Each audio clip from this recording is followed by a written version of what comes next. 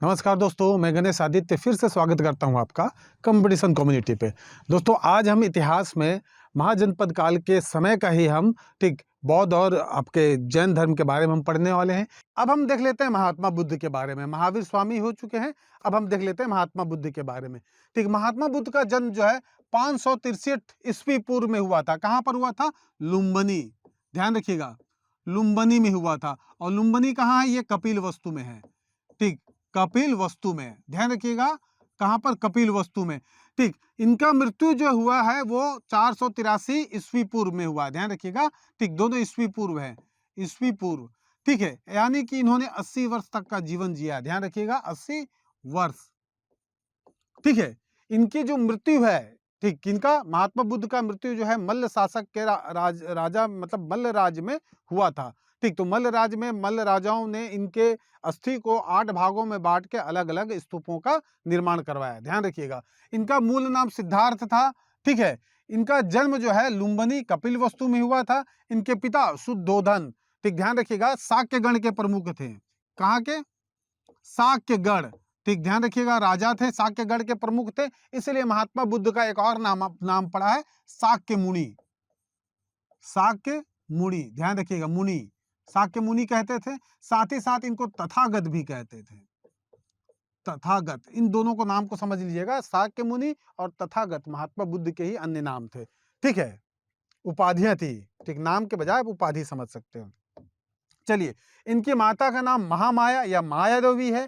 ठीक है, इनके जन्म के, ध्यान रखिएगा, 7वें दिन इनकी माता का देहांत हो गया। ठीक, महात्मा बुद्ध के, ठीक, माता के मतलब महात्मा बुद्ध के जन्म के 7वें दिन, ठीक है, इनकी माता का देहांत हो गया। इनका जो पालन पोषण लालन पालन जो है उस कार्य को इनकी मौसी प्रजापति गौतमी ने किया। बाद में, ठीक है, शुद्धोधन द्वारा मतलब शुद्धोधन से इनका विवाह हो जाता है। ठीक है, इनकी पत्नी का नाम यशोधरा है। ध्यान रखिएगा, वहां पर था, ठीक, महावीर स्वामी की पत्नी का नाम यशोदा, इनके पत्नी का नाम यशोधरा।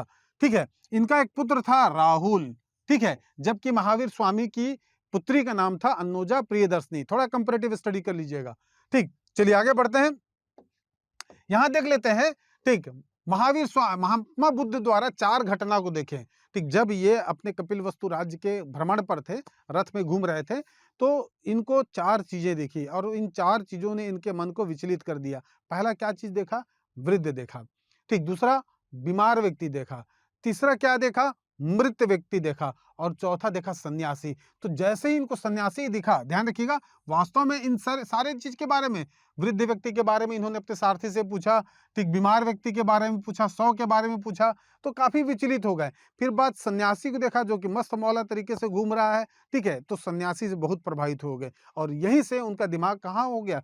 ठीक, सन्यास की ओर। मतलब, ठीक, अब इनका दिमाग जो है ये हमेशा एकांतवासी रहते थे। ध्यान रखिएगा, ठीक, एकांतवासी जो रहते थे और इनको सन्यास जो है थोड़ा वहां से इनका उन्मुख हो गया। ठीक, इनका माइंड जो है सन्यास की ओर चला गया। ठीक, ध्यान रखिएगा, हमने वहां पढ़ा था गृह त्याग के बारे में कि वहां पर 30 12 42, यहां हमको पढ़ना है 29 6 35, अर्थात 29 वर्ष की आयु में महात्मा बुद्ध ने गृह त्याग किया। किसी से पूछा नहीं, रातों रात निकल गए। ठीक है, 6 वर्ष तक तपस्या किया। ठीक, और 35 वर्ष की आयु में इनको ज्ञान प्राप्त हुआ। याद रखिएगा, 29 6 35। ठीक है, अब यहां पर देखिएगा इनके गुरु, ठीक, वास्तव में महात्मा बुद्ध जब निकले, ठीक, तो आगे जाके इनको आलर कलाम का आश्रम मिला। तो सबसे पहले आलार कलाम का नाम ले लेते हैं। आलार कलाम। ठीक, आगे जाके फिर इनको रुद्रक रामपुत्र मिले। रुद्रक रामपुत्र, ध्यान रखिएगा। ठीक, ये 2 इनके गुरु हैं। अलार कलाम जो है ये वास्तव में सांख्य दर्शन के, ठीक, बहुत ही अच्छे जानकार थे। ठीक, तो अलार कलाम से इन्होंने सांख्य दर्शन में दीक्षा ली। आगे जाके रुद्रक रामपुत्र से भी मिले, इनसे भी इन्होंने दीक्षा ली। ठीक है, जब इनको लगा कि भाई कुछ काम नहीं बनने वाला है ऐसा पढ़ने से या ऐसे ज्ञान से, ठीक है, तो ये जो है इनको छोड़ के आगे बढ़ गए। तो ध्यान रखिएगा, जब ये आगे बढ़े, ठीक, तो उरुवेला नामक एक स्थान पड़ता है, उरुवेला। उसी उरुवेला में कौंडिन्य सहित 5 इनको साथी मिले। ठीक, प्रमुख व्यक्ति का नाम था कौंडिन्य। कौंडिन्य सहित 5 लोग मिले थे। ध्यान रखिएगा, उसमें 5वां में ये भी शामिल है। तो ये जो पांचों के 5 मिलके फिर आपस में तपस्या करने लगे। ठीक, ध्यान रखिएगा, बहुत दिनों तक तपस्या किए। ठीक, तो इनको कौंडिन्य और इनके दोस्तों को महात्मा बुद्ध का जो ये तपस्या का पैटर्न पसंद नहीं आया, उन्होंने इनको छोड़ दिया, अलग हो गए। ठीक है, अब महात्मा बुद्ध अकेला तपस्या करने लग गए। अब ध्यान रखिएगा, ठीक, इनको ठीक बोध गया, मतलब बिहार के बोध गया में निरंजना नदी के तट पर जैसे इनको ज्ञान प्राप्त हुआ, ठीक है, तो इनको बुद्ध कहा जाने लगा। ध्यान रखिएगा, महात्मा बुद्ध के 3 चीजें वैशाख पूर्णिमा को हुई है। पहला चीज, इनका जन्म वैशाख पूर्णिमा को हुआ है। ठीक है, इनको ज्ञान प्राप्ति भी वैशाख पूर्णिमा को हुआ है और इनकी मृत्यु भी वैशाख पूर्णिमा को हुआ है। तो 3 चीजें ध्यान रखिएगा, वैशाख पूर्णिमा को महात्मा बुद्ध का जन्म हुआ है, मृत्यु हुआ है और ज्ञान प्राप्ति भी हुआ है। ठीक है, इनका अन्य नाम देख लेते हैं। महात्मा बुद्ध का हमने 2 नाम देखा है। ठीक, पहला शाक्य मुनि भी कहा गया है, शाक्य मुनि। ठीक, फिर अभी क्या चर्चा किए थे हम लोग, तथागत भी कहा गया है, तथागत। ठीक, ध्यान रखिएगा, शाक्य मुनि, शाक्य मुनि, साथ ही साथ तथागत भी कहा गया है, तथागत। ठीक, चलिए, इन्होंने अपना प्रथम उपदेश, ध्यान रखिएगा, ठीक है, किसे दिया था? ठीक, इन्होंने अपना प्रथम उपदेश, ठीक, इन्हीं 5 को दिया था। ठीक, ध्यान रखिएगा, जब ये वापस आ रहे थे तो सारनाथ में मिल गए। ठीक, सारनाथ में मिल गए तो उन्हीं 5 दोस्तों को इन्होंने क्या किया, दीक्षा दिया और उसी को ठीक धर्म चक्र परिवर्तन के नाम से जाना गया है। ठीक, ध्यान रखिएगा, धर्म चक्र, धर्म चक्र प्रवर्तन, प्रवर्तन। ठीक, इस शब्द की बात की गई है। और जब इन्होंने गृह त्याग किया था तो गृह त्याग को महाभिनिष्क्रमण के नाम से जाना जाता है, महाभिनिष्क्रमण। क्लियर है? चलिए, सर्वाधिक उपदेश इन्होंने श्रावस्ती में दिए थे, श्रावस्ती, इस चीज को ध्यान रखिएगा, सर्वाधिक उपदेश महात्मा बुद्ध द्वारा श्रावस्ती में दिया गया है। ठीक है, चलिए आगे बढ़ते हैं। चलिए आगे देखते हैं बौद्ध धर्म के सिद्धांत। पहले इन सिद्धांतों को केवल आराम से देख लेते हैं, फिर एक एक करके पढ़ेंगे। पहला है त्रिरत्न, 4 आर्य सत्य, 12 निदान, अष्टांगिक मार्ग, 10 शील, मध्यम मार्ग, प्रतीत समुत्पाद, क्षणिकवाद, पंच स्कंद, अनुशावन और उपसंपदा। ठीक है, ये जो 5 ऐसे सिद्धांत है, तत्व हैं, जिनका चर्चा बौद्ध धर्म में किया गया है। ठीक है, चलिए, ठीक, आइए इसका एक छोटा सा इंट्रोडक्शन कर लेते हैं। ठीक, जैसे कि त्रिरत्न, ठीक, ध्यान रखिएगा, त्रिरत्न क्या है? ठीक, त्रिरत्न हम बौद्ध जैन धर्म में क्या देखते हैं? ठीक, सम्यक श्रद्धा, सम्यक ज्ञान और सम्यक आचरण। यहाँ पर है बौद्ध, धम्म और संघ। ध्यान रखिएगा, ठीक, बुद्ध पहला है, बुद्ध दूसरा है धम्म और तीसरा है संघ। ठीक, ये है आपका ठीक त्रिरत्न। यहाँ पर एक श्लोक, एक वाक्य के रूप में इनको इस चीज को बताया गया है, जैसे कि बुद्धम शरणम गच्छामि, धम्मम शरणम गच्छामि, ठीक, और संघम शरणम गच्छामि। ध्यान रखिएगा, बुद्धम शरणम गच्छामि, धम्मम शरणम गच्छामि, संघम शरणम गच्छामि। इन तीनों को ठीक बौद्ध धर्म का त्रिरत्न कहा गया है। 4 आर्य सत्य, 4 आर्य सत्य में दुख समुदाय, ठीक, दुख निरोध और दुख निरोध गामिनी प्रतिपदा। ठीक, ये 4 चीजें हैं। कौन कौन सा? दुख समुदाय, ठीक, दुख निरोध गामिनी प्रतिपदा, ये 4 चीजें। इसको आगे हम पढ़ने वाले हैं। ठीक है, इसका हम डिटेल करेंगे, ध्यान रखिएगा। ठीक, इन दोनों इसका, ठीक, इसी में से ध्यान रखिएगा, दुख जो दूसरा हमारा कंसेप्ट है, इसी कंसेप्ट से 12 निदान आता है। ठीक, इन चीज को जोड़ के बताऊंगा। 12 निदान को भव चक्र के नाम से भी जानते हैं, भव चक्र, जरा मरण चक्र, जरा मरण चक्र, अर्थात ठीक ध्यान रखिएगा, ठीक, ये जो चक्र है, ठीक, इन्हें चक्रों के बारे में हम पढ़ेंगे किसमें? ठीक, वास्तव में ये प्रतीत समुत्पाद के हैं। ठीक, 12 निदान जो है प्रतीत समुत्पाद का है और प्रतीत समुत्पाद जो है 4 आर्य सत्य में से दूसरा आर्य सत्य अर्थात दुख समुदाय में आता है। दुख समुदाय मतलब दुख का कारण है, कारण प्रतीत समुत्पाद। प्रतीत समुत्पाद बौद्ध धर्म का कार्य कारण सिद्धांत है और उसी प्रतीत समुत्पाद में 12 निदान है। इसको हम आगे पढ़ेंगे। अष्टांगिक मार्ग अर्थात यहाँ पर ठीक मोक्ष प्राप्त करने के लिए 8 मार्ग के बारे में चर्चा किया गया है, इसको भी हम डिटेल में आगे पढ़ेंगे। 10 शील, इसको बस केवल इतना जान लीजिए, ठीक, यहाँ पर 10 शील की चर्चा किया गया है। ठीक है, जिसमें कि ठीक, सत्य अहिंसा अस्तेय अपरिग्रह ये तो आता ही आता है, ठीक है, चोरी ना करना, ठीक है, आपका मदिरा पान ना करना, इस प्रकार के ठीक 10 प्रकार के आचरण दिए गए हैं। ठीक, मध्यम मार्ग ध्यान रखिएगा, मध्यम मार्ग जो है क्या होता है, दो अति, ठीक, जैन धर्म में क्या है, काया क्लेश की बात की गई है। काया क्लेश मतलब शरीर को बहुत मेहनत कीजिए, बहुत तपाइए, तब कहीं जाके आपको क्या मिलेगा, मोक्ष मिलेगा। ठीक, तो महात्मा बुद्ध इस बात के को नहीं मानते, ये जो है मध्यम प्रतिपदा की बात करते हैं, अर्थात तो दो अति के बीच में हमको कार्य करना है। दो अति का मतलब ठीक बिल्कुल आप बिल्कुल भौतिकवादी ना हो जाएं और इतना मेहनत इतना भी आप तपस्या ना करें कि तपस्या करते करते ही ठीक है समस्याग्रस्त हो जाएं। ध्यान रखिएगा, हमको कार्य करना है मध्यम प्रतिपदा के माध्यम से, ठीक है, मध्यम मार्ग। प्रतीत समुत्पाद जो है, ठीक है, आपका 4 आर्य सत्य में से दूसरा आर्य सत्य का है, इसको भी पढ़ेंगे। ये कार्य कारण सिद्धांत है, ध्यान रखिएगा, कार्य कारण सिद्धांत है, अर्थात प्रत्येक कार्य जो विश्व में हो रहे हैं, ठीक, वो ऐसा ही नहीं हो रहा है, उसको कोई ना कोई कारण अवश्य है, वही है प्रतीत समुत्पाद। क्षणिकवाद ध्यान रखिएगा, क्षणिकवाद का मतलब होता है, ठीक, विश्व में कोई भी चीज जो है वो स्थायी नहीं है, प्रत्येक वस्तु ठीक कुछ क्षण के लिए ही है। ठीक, जैसे मैं अभी आप देख रहे हैं, ठीक, अभी मैं जो हूं एक क्षण बाद वही नहीं रहूंगा, क्योंकि किसी न किसी प्रकार का छोटा सा परिवर्तन अवश्य हो जाएगा। यहाँ पर यह भी कहा गया है कि हम एक नदी में 2 बार स्नान नहीं करते हैं, क्यों? क्योंकि जिस क्षण में, जिस धारा में, जिस स्थान पे हम स्नान किए हैं वो तो आगे बढ़ गई, ठीक है, अब जो आएगी हम दूसरी धारा में करेंगे। तो ध्यान रखिएगा, क्षणिकवाद जो है ठीक यही बताता है कि विश्व के प्रत्येक वस्तु, प्रत्येक घटना ठीक वो क्या है, क्षणिक है, ठीक, क्षण मात्र के लिए रहता है, ठीक, यानी कि शाश्वत नाम का कोई चीज है ही नहीं यहाँ पर, ठीक है। पंचस्कंद ध्यान रखिएगा, पंचस्कंद, पंचस्कंद यहाँ पर 5 चीजों की चर्चा की गई है। आइए देखते हैं पंचस्कंद को। ठीक, पंचस्कंद में आएगा पहला संज्ञा, वेदना, संस्कार, ध्यान रखिएगा, संज्ञा, वेदना, संस्कार, विज्ञान और रूप। ठीक, ध्यान रखिएगा, ये 5 स्कंद है।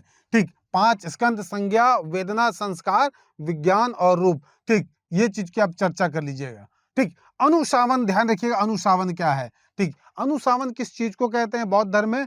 बौद्ध धर्म में अनुशावन का अर्थ होता है, ठीक, जब आपका संघ का जब पाठ होता है तो उसी पाठ में जिस चीजों का उच्चारण किया जाता है उसी को हम अनुशावन कहते हैं। ध्यान रखिएगा, संघ में होने वाले पाठ, ठीक, संघ में होने वाले जो पाठ प्रस्ताव है, पाठ प्रस्ताव, ठीक, इसी को हम अनुशावन कहते हैं। एग्जाम में पूछा हुआ है, ध्यान रखिएगा।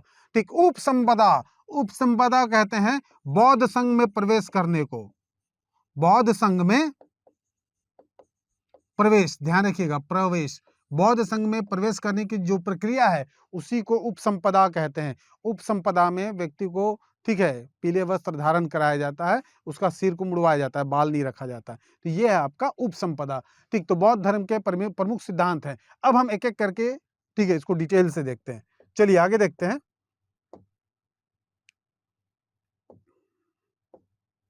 चलिए पहला देख लेते हैं 4 आर्य सत्य।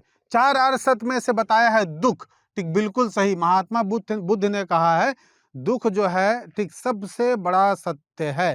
ठीक, अर्थात इस संसार में सभी व्यक्ति दुखी हैं। ठीक, सभी व्यक्ति क्या हैं? दुखी हैं। सर्वत्र दुखम दुखम, ठीक, सभी स्थानों पे दुख है, सभी स्थानों पे क्या है? दुख है। ठीक, दुख से बचा नहीं जा सकता। दुख समुदाय अर्थात दुख का कारण भी है, और इसी को हम प्रतीत समुत्पाद कहा जाता है। प्रतीत समुत्पाद, दुख का कारण क्या है भाई? दुख का कारण, ठीक, अविद्या है। ध्यान रखिएगा, अविद्या, अविद्या के कारण, अविद्या मतलब अज्ञान के कारण, ठीक है, हम क्या में, दुष्चक्र में फंसते हैं। और ये जो चक्र है ये 12 स्टेप में होता है, ठीक, 12 चरण में होता है, और इसी को द्वादश निदान भी कहते हैं। द्वादश निदान, ठीक, इसी को भव चक्र भी कहते हैं, भव चक्र। इसी को जरा मरण चक्र कहते हैं, जरा मरण चक्र, ठीक, अर्थात जन्म लेना और मरना। ठीक, अगला है, ध्यान रखिए, कारण यहां से पता चल जाएगा कि दुख का कारण क्या है। तो दुख निरोध, ठीक, इसका मतलब है दुख को समाप्त किया जा सकता है, समाप्त किया जा सकता है, ये भी बताया जा रहा है। ठीक है, तो ये नहीं बता रहे हैं ना कैसे करना है, यहाँ पर बस इतना बता रहा है दुख निरोध अर्थात दुख को समाप्त किया जा सकता है। चौथा लाइन में बता रहा है, चौथा पॉइंट में, दुख निरोध गामिनी प्रतिपदा अर्थात दुख के निरोध को करने वाली प्रतिपदा मार्ग, यह है आपका अष्टांगिक मार्ग। क्या कैसा करना है भाई, अष्टांगिक मार्ग अपनाइए, अष्टांगिक मार्ग। ठीक, तो ध्यान रखिएगा वास्तव में अष्टांगिक मार्ग के माध्यम से आपको क्या मिलेगा, ठीक है, जना मरण के चक्र से मुक्ति मिलेगा। ठीक है, और इसमें आपको मध्यम प्रतिपदा है, मध्यम मार्ग को भी लेना है, मध्यम मार्ग, ध्यान रखिएगा। ठीक, तो इस चीज को समझ चुके हैं आप। ठीक, दुख मतलब दुख है, पूरा संसार में दुख है, हर व्यक्ति हर वस्तु कुछ भी कार्य करे दुख है।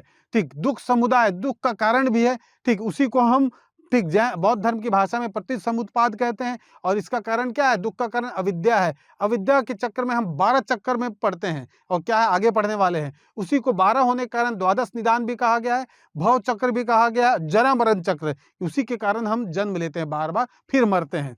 ठीक, तीसरा पॉइंट बताता है दुख निरोध, दुख को समाप्त किया जा सकता है। और चौथा पॉइंट बताता है कि कैसे समाप्त किया जा सकता है, और वो कहता है दुख निरोध गामिनी प्रतिपदा अर्थात अष्टांगिक मार्ग के माध्यम से आप अपने दुख को समाप्त कर सकते हैं। चलिए आगे बढ़ते हैं। ठीक, ये द्वादश निदान चक्र क्या है वो देख लेते हैं।